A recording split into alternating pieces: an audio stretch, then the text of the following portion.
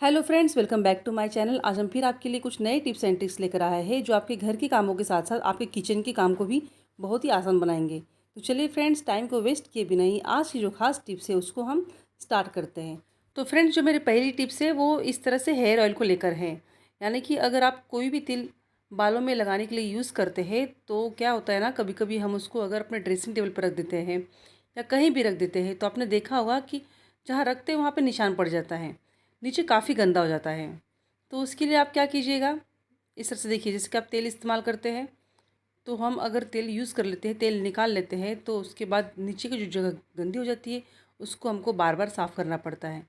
तो बार बार साफ़ करने से अच्छा है कि आप एक काम कीजिए, अगर आपके पास रबर बैंड है तो उसको यूज़ कर सकते हैं आप। तो इसको हम किस तरह से यूज़ करेंगे, देखिए जैसे कि ये हमारे तेल की बॉटल है तो उसमें आपको इस तरह से रबर बैंड को लगा देना है।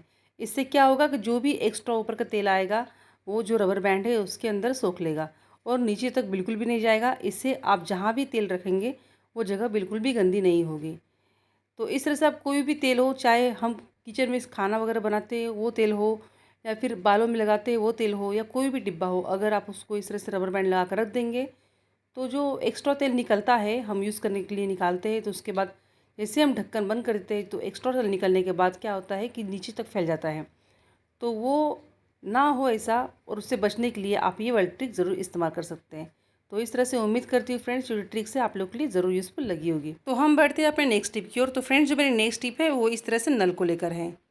जब भी हम नल को यूज़ करते हैं तो आप देखे होंगे कि कुछ देर बाद उसके ऊपर जब पानी चला जाता है तो उस पर इस तरह से निशान छूट जाते हैं। अगर आप कभी कितना भी साफ़ कीजिएगा नल को, लेकिन वो 2 दिन बाद आपको इसी तरह से दिखेगा, ऐसा लगता ही नहीं है कि हम उसको साफ़ किए हैं।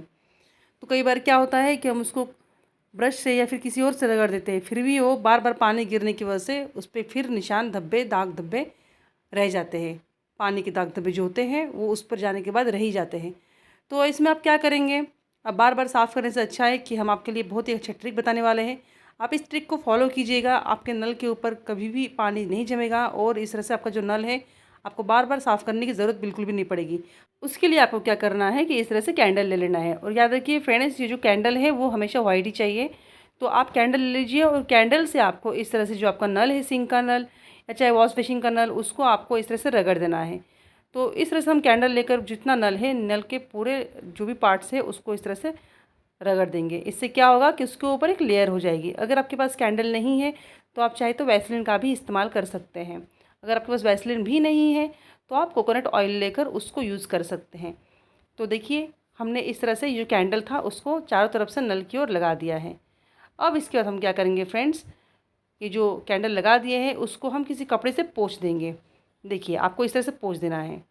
अगर आप थोड़ा सा पानी लगाएंगे ना तो ये आसानी से पोंछ जाएगा। तो आप सोच रहे होंगे कि हमने लगाया उसके बाद फिर पोंछा, ऐसा क्यों किया? तो हम इसका ट्रिक बताने वाले हैं आपको कि ऐसा हम क्यों करते हैं। उससे क्या होता है कि अब जैसे कि हम एक बार कैंडल लगा दिए हैं तो आप जानते हैं कि कैंडल एक वैक्स का काम करता है। तो इस तरह से आप उसके ऊपर एक लेयर चढ़ा दिए हैं तो उससे क्या होगा, आप कितना ही पानी डालेंगे नल के ऊपर, देखिए ऊपर पानी नहीं रहेगा और इस तरह से आपका जो नल है हमेशा क्लीन रहेगा। कैंडल लगाने के बाद आप एक काम कीजिए, उसको अच्छे से वॉश कर दीजिए और वॉश करने के बाद फिर आप नल के ऊपर पानी डाल के देखिएगा, पानी बिल्कुल भी नहीं रहेगा नल के ऊपर। इस तरह से पानी के दाग धब्बे आपके नल के ऊपर बिल्कुल भी नहीं रहेंगे और आपका जो नल है हमेशा साफ़ रहेगा। तो फ्रेंड्स, मैं उम्मीद करती हूँ ये जो ट्रिक्स है आप लोग के लिए ज़रूर यूज़फुल लगी होगी। तो इसके साथ हम बढ़ते हैं अपने नेक्स्ट टिप की ओर। तो जो मेरी नेक्स्ट टिप है वो इस तरह से धनिया पत्ते को लेकर है। आप जानते हैं कि गर्मियाँ ख़त्म होने को आ गई है और बारिश में धनिया पत्ता जो है बहुत ही महंगी मिलती है। उसको हम स्टोर करके नहीं रख पाते हैं, अगर स्टोर करते हैं तो वो सड़ने लगती हैं। क्योंकि आप जानते हैं कि बरसात में धनिया पत्ता जो होती है वो हमेशा गीली मिलती है, हमको ड्राई धनिया पत्ता बिल्कुल भी नहीं मिलती है। और इसी को अगर हम डायरेक्टली स्टोर करके फ्रिज में रखते हैं तो वो 2 दिन में सड़ जाती है। तो मैं आपको बहुत ही अच्छा ट्रिक बताने वाली हूँ कि आप बरसात में भी हफ्ते हफ्ते भर तक आप अपने धनिया पत्ता को किस तरह से स्टोर करके रख सकते हैं, वो हमेशा हरी रहेगी और ख़राब बिल्कुल भी नहीं होगी। तो उसके लिए क्या करना है, जब भी आप धनिया पत्ता मार्केट से लेकर आएंगे तो आपको उसमें से पहले जो ख़राब पत्तियाँ है उसको साइड कर देना है। जैसे कि देखिए, आप देख सकते हैं मेरे वीडियो में कि मैंने किस तरह से जो ख़राब पत्तियाँ थी उसको साइड कर दिया है और जो फ्रेश हरी पत्तियाँ थी मैंने उसको साइड कर दिया है। तो ये जो हल्की फुल्की ख़राब पत्तियाँ हैं उसको भी हम यूज़ कर लेंगे। जैसे कि मान लीजिए अभी आप कोई सब्ज़ी बनाने वाले हैं या फिर आज ही बनाने वाले हैं तो उसमें आप ये वाली पत्ती डाल दीजिए जो हमने साइड में निकाल कर रखी है थोड़ी सी, और ये जो अच्छी वाली पत्तियाँ हैं इसको आप रख दीजिए फ्रिज में स्टोर करके। उससे क्या होगा कि आपका जो धनिया पत्ता है वो कभी भी ख़राब नहीं होगा फ्रेंड्स। तो देखिए, अगर आप इसमें से चुन चुन कर रख देंगे ना साइड में, तो आपका जो धनिया पत्ता है वो ख़राब होने के चांसेस ही नहीं रहेंगे। उसके बाद क्या कीजिए, आप कोई न्यूज़पेपर का टुकड़ा ले लीजिए।